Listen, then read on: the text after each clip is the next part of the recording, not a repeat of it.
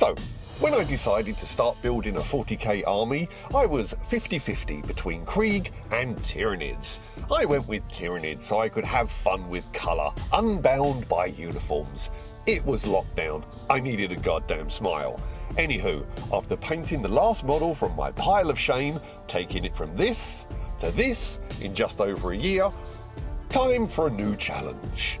But without stimulus checks to facilitate my army building, Forge World is a little out of my league. But what about 3D printing? Turns out, I guess I'm not alone, because there's a bunch of very fine artists out there cranking out Krieg alternative 3D files.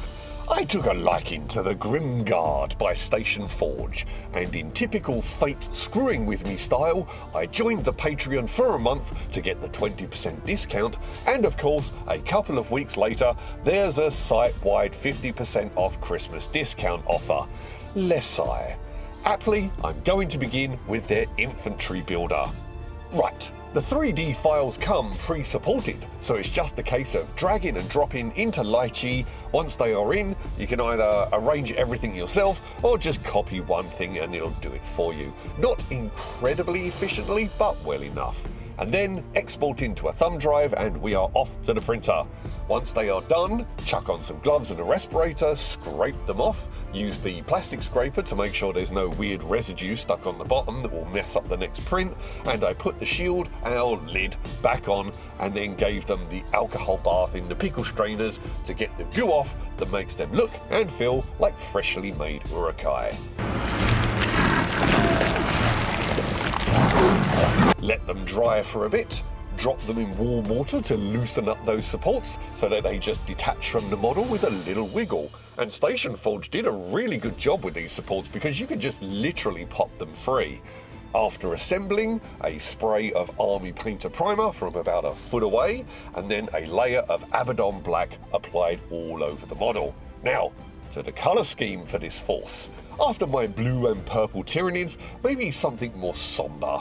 Black and silver? Well, that's a little too runners-up in World War II, so maybe not. Inspiration? Flash Gordon? Maybe Ditch the Gold, that's a little too Custodes. Viva Vendetta? The Peacekeepers from Farscape. The Martian Colonial Republic from The Expanse.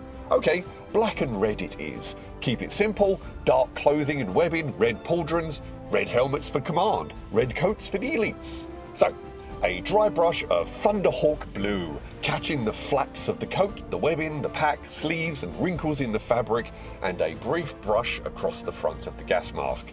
After dipping the brush in the paint, it worked really well getting the excess off on my thumb.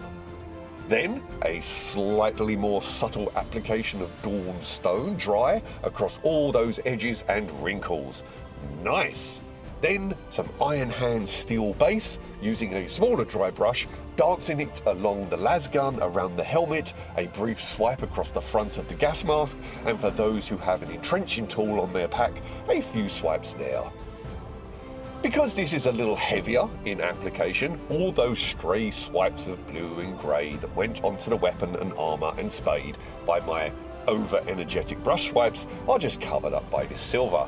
Then some corn red base applied over both the pauldrons. And once this was dry, a wash of Carroburg Crimson Shade over the corn red to create some nice shades and accents. If I got a little heavy with the silver in places, a little bit of Nuln oil sorted that out.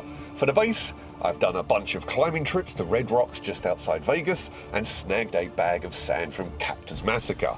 A squirt of Elmer's glue and wipe it around with a brush. Sprinkle on the sand and let it dry.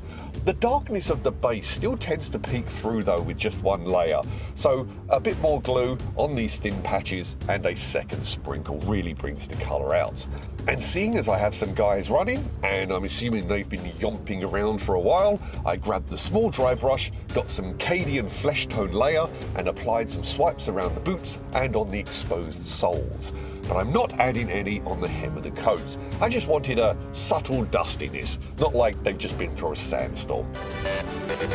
Then, a few tufts of army painter vegetation here and there. These are swamp tufts, but I like the washed out green and hints of brown, like the grass has been eking out a living from the desert and is starting to lose the fight for survival, or is trying to just last until the seasonal rains begin. And a brief blast of varnish from every angle to seal them in and protect them. And so, here's my first batch of Grim Guard. I'm pretty chuffed with them, and I think I like these models more than the Forge World ones. Okay, on to the next chapter of my Death Korps of Krieg army building.